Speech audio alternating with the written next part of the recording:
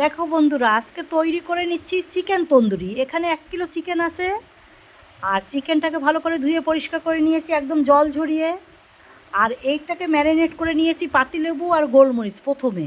তারপরে একটা মশলা, টক দই একদম জল ঝরানো 300 গ্রাম। আর তার ভিতরে তন্দুরি মশলা, ধনের গুঁড়ো, জিরের গুঁড়ো, লঙ্কার গুঁড়ো, তোমার গরম মশলার গুঁড়ো, সর্ষের তেল দিয়ে মেখে সারা রাত আমি ফ্রিজে রেখে দিয়েছি। সকালবেলা বের করেছি করার আধা ঘন্টা আগে।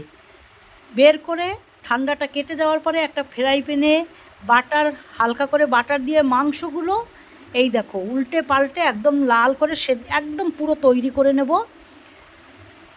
পুরো ঢেকে ঢেকে তৈরি করব হালকা আগুনে ভীষণ ভালোভাবে, যাতে মাংসটা কাঁচা না থাকে। তাই আমার এই রেসিপি যদি ভালো লাগে, লাইক শেয়ার কমেন্ট অবশ্যই করবে। আর চ্যানেলটাকে সাবস্ক্রাইব অবশ্যই করবে তোমরা।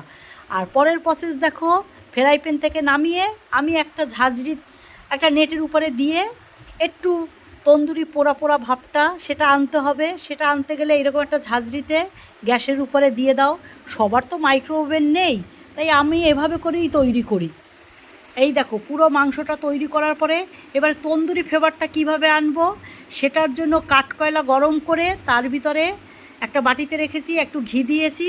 দেখো পুরো যে তন্দুরি ফ্লেভারটা পুরো মাংসটার ভিতরে ঢুকে গেছে।